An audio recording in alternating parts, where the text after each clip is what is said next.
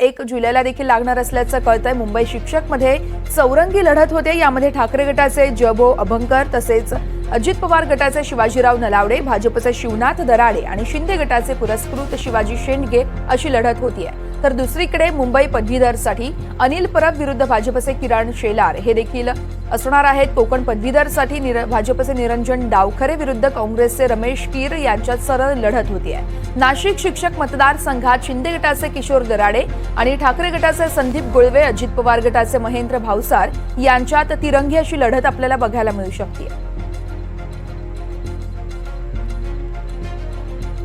विधान परिषदेची रंगीत तालीम समजल्या जाणाऱ्या विधान परिषदेसाठी मतदान होत आहे। या संदर्भात आपल्यासोबत आहेत आमचे प्रतिनिधी नाशिकचे प्रांजल कुलकर्णी। प्रांजल, आपण पाहतोय विधान परिषदेची रंगीत तालीम समजल्या जाणाऱ्या विधान परिषदेसाठी सध्या मतदान होत आहे। कोकण पदवीधर, मुंबई पदवीधर शिवाय नाशिक विभागीय शिक्षक या 4 जागांसाठी आज मतदान केलं जात आहे। कशा पद्धतीने मतदान केंद्रावरती तुम्हाला वातावरण बघायला मिळत आहे?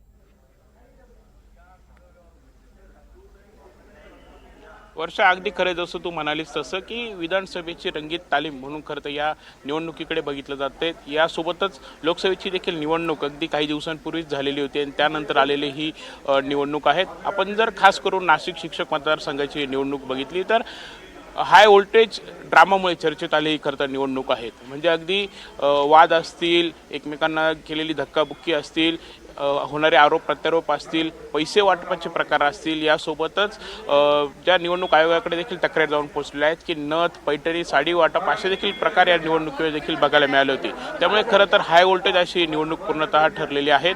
आपण जर बघितलं तर बोगस मतदारांची देखील या उमेदवारांना भीती आहे तशा देखील तक्रारी खरं तर जाऊन पोहोचलेल्या आहेत आणि एकंदरीतच याच पार्श्वभूमीवरती आज ही जी मतदान प्रक्रिया होती ती खरं तर महत्त्वाची आहे। सकाळी 7 ते सायंकाळी 6 या वेळेमध्ये ही मतदानाची प्रक्रिया जी आहे ती पार पडते। आपण जर माझ्या मागे बघितलं तर मी नाशिक शहरातीलच मखमलाबादच्या एका मतदान केंद्रावरती आलो आहे आणि आपण बघितलं तर सकाळी हे जे शिक्षक मतदार आहेत ते येऊन पोहोचलेले आहेत। रांगा लागल्याचं चित्र जे आहे ते दिसून येतंय। मतदानाला आता खरं तर सुरुवात ही होतीये। काही मतदार आहेत, महिला, त्यांच्याशी आपण बोलूयात। काय सकाळी आज आलात मतदानाला? नमस्कार सर। देशाचा जर तुम्ही मूलभूत पाया बघितला तर ही शिक्षण व्यवस्थाच आहे आणि जर तुम्हाला शिक्षण व्यवस्था सुधारायची असेल तर त्यासाठी एक स्ट्रॉंग माणूस असणं खूप गरजेचं आहे आणि आज शिक्षक आमदारकीचं मतदान असल्यामुळे मला खूप वाटतं की एक स्ट्रॉंग माणूस हवा की जो आपल्या देशाला सुधारवण्याचा प्रयत्न करेल, आपल्या नाशिक विभागाला सुधारवण्याचा प्रयत्न करेल आणि मी त्यासाठीच आज सकाळी अगदी लवकर उठून आज मतदान करण्यासाठी आलेली आहे आणि मी सगळ्यांना आवाहन पण करते की सगळ्यांनी देखील या आणि मतदान करा। थँक्यू। काय तुम्ही सांगाल, आज सुट्टी काय?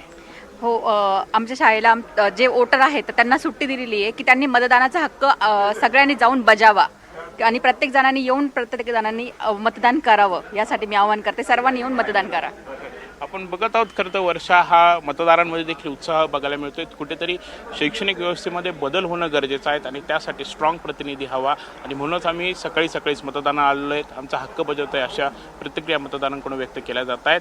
आज सायंकाळी 6 वाजेपर्यंत ही मतदान प्रक्रिया पार पडणार आहेत। नाशिक, नंदुरबार, जळगाव, धुळे आणि अहमदनगर या 5 जिल्ह्यातील 54 तालुक्यांमध्ये हे मतदान होणार आहेत आणि याकडे खरं तर प्रशासन देखील लक्ष ठेवून आहे। जर केंद्रावरच बोगस मतदार किंवा काही प्रकार आढळला तर त्याच्यावरती कारवाई देखील केली जाणार आहेत आणि एकंदरीतच चोख पोलीस बंदोबस्त देखील तैनात करण्यात आलेला आहे। वर्षा, अगदीच प्रांजल, तुम्ही असेच जोडलेले राहा आपल्यासोबत। आपल्या प्रतिनिधी जुई जाधव देखील आपल्यासोबत लाईव्ह जोडल्या जात आहेत। जुई, आपण पाहतोय मुंबई शिक्षक मतदारसंघात चौरंगी लढत होते।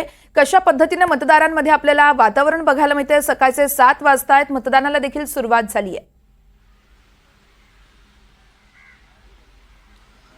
वर्षा, मुंबईमध्ये ही निवडणूक अत्यंत महत्त्वाची मानली जात आहे कारण का मुंबईमध्ये मुंबई शिक्षक आणि मुंबई पदवीधर अशा ह्या 2 जागांसाठी ही लढत असणार आहे।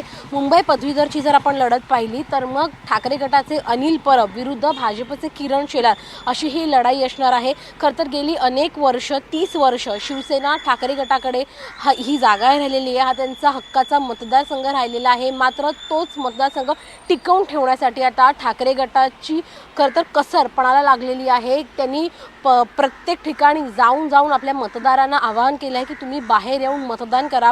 त्यासोबतच किरण शेलार यांच्यासाठी देखील भाजपने आता रान एकवटलेलं आहे. किरण शेलार यांना विजयी करण्यासाठी मुख्यमंत्री एकनाथ शिंदे यांनी देखील पुढाकार घेतला. उपमुख्यमंत्री देवेंद्र फडणवीस हे देखील पुढे आले होते, बैठका घेतल्या, त्यांनी देखील मतदारांना आवाहन केलं. आज जर आपण दुसरं पाहिलं, हे झालं मुंबई पदवीधरसाठी.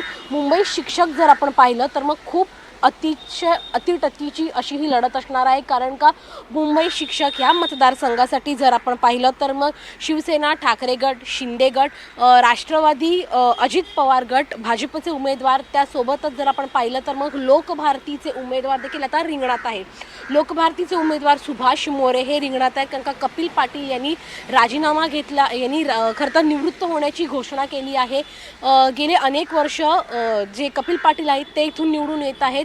मात्र यावेळी महाविकास आघाडीने त्यांना समर्थन दिलं नाही. शिवसेना, ठाकरे गटाने त्यांचा उमेदवार दिला. त्यामुळे लोकभारती आता स्वतंत्र लढणार आहे. त्यांच्या विरोधामध्ये ठाकरे गटाचं आव्हान आहे, जेव्हा की ते इतके वर्ष एकत्र लढत होते. दुसरीकडे जर आपण पाहिलं तर मग शिवसेना, शिंदे गटाने देखील उमेदवार दिलेला आहे, भाजपने उमेदवार दिलेला आहे, राष्ट्रवादी अजित पवार गटाने उमेदवार दिलेला आहे. त्यामुळे ही जी मतं आहेत, ही जी 3 महायुतीची मतं आहेत ती कुठेतरी विभाजित होऊ शकतात. प्रत्येकाने आपापल्या उमेदवाराला जिंकण्यासाठी पण केलेलं आहे आणि प्रत्येक जण एकदम मतदारांपर्यंत पोहोचून आवाहन केलं आहे की तुम्ही या आणि मतदान करा. खरं तर पदवीधर आणि शिक्षक हे 2 निवडणुका देखील महत्त्वाच्या आहेत. ह्या 2 निवडणुकांसाठी जास्तीत जास्त मतदान झालं पाहिजे. किती नोंदणी किती पक्षाकडून केल्या गेल्या आहेत याची देखील दखल घेतली जाते आणि त्या अनुषंगाने खरं तर ही निवडणूक घेतली जाते. त्यामुळे मतदानाला सुरुवात झालेली आहे. 7 वाजलेले आहेत. आता हळूहळू जसा दिवस पुढे जातो किती मतदानाची टक्केवारी होते आणि किती शिक्षक आणि पदवीधर मतदार बाहेर पडतोय हे पाहणं महत्त्वाचं राहणार आहे. वर्षा, अगदीच जुई, खूप खूप धन्यवाद तुम्ही दिलेल्या सविस्तर माहितीसाठी. आणि प्रांजल कुलकर्णी आपले प्रतिनिधी नाशिकमधून जोडले होते. तुमचे देखील खूप खूप धन्यवाद प्रांजल. तुमच्या दोघांकडून देखील या निवडणुकीसंदर्भातले, मतदानासंदर्भातले प्रत्येक अपडेट जाणून घेत राहू. तुर्तास धन्यवाद.